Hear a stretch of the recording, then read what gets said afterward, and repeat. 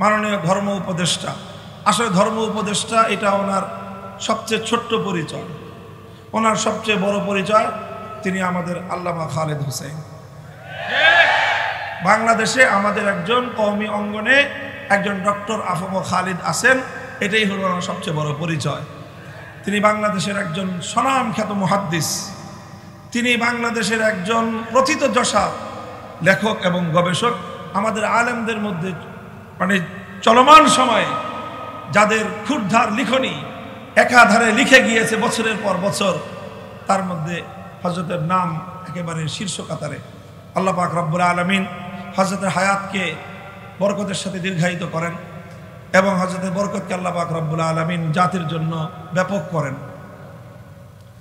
আমি ওনার হযরতের কাছেও এই অনুরোধ রাখব।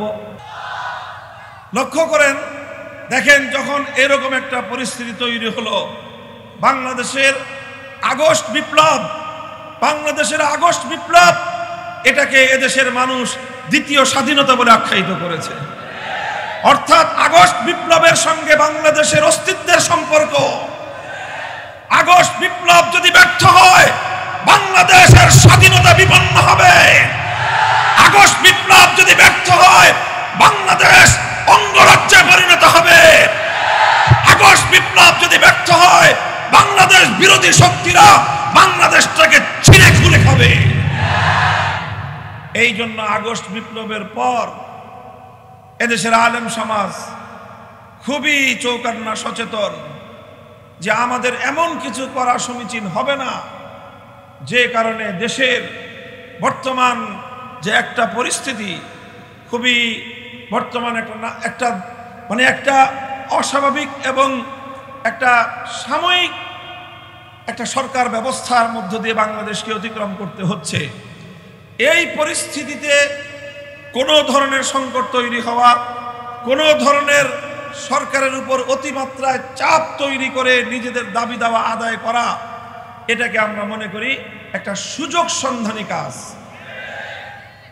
দেশটা এখন একটা অন্তর্বর্তীকালীন সময় অতিক্রম করছে। সরকার হলো এখন একটা অস্থায়ী সরকার।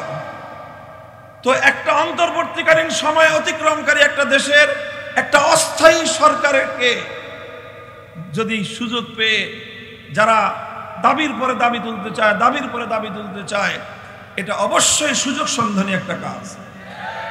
এটা কোনো বীর পুরুষের কাজ নয়, এগুলো হলো কাপুরুষের কাজ। সুযোগ পেয়ে এখন সবাই যার যার মতো করে নিজেদের সামান্য সামান্য স্বার্থের জন্য দেশ এবং জাতির বড় ধরনের ক্ষতি করতে তারা দ্বিধা করে না। উলামায়ে কেরামের কৌশল ছিল এবং এটা আমাদের সুচিন্তিত আমাদের নীতি এবং পলিসি ছিল যে এই সময়টায় আমরা রাষ্ট্র এবং সরকার বিব্রত হয় এমন বড় ধরনের কোনো ধরনের চাপ প্রয়োগ আমরা করব না। যদিও আমাদের অনেক কথা আছে, অনেক দাবি আছে, আমাদের অনেক আবেগ আছে, আমাদের অনেক এজেন্ডা আছে, আমাদের 15 বছরের জুলুম এবং নির্যাতন সহ্য করার দাস্তান রয়েছে। আমাদের ঘরগুলোতে আজও অনেক বিধবার কান্নার রোল আছে, আমাদের ঘরগুলোতে আজও অনেক এতিম সন্তানের বিলাপ রয়েছে, আমাদের ঘরগুলোতে এখনো অনেক সন্তানহারা মায়ের আহাজারি রয়েছে, আমাদের ঘরগুলোতে এখনো অনেক ভাইহারা বোনের আর্তনাদ রয়েছে, অনেক কিছু রয়েছে।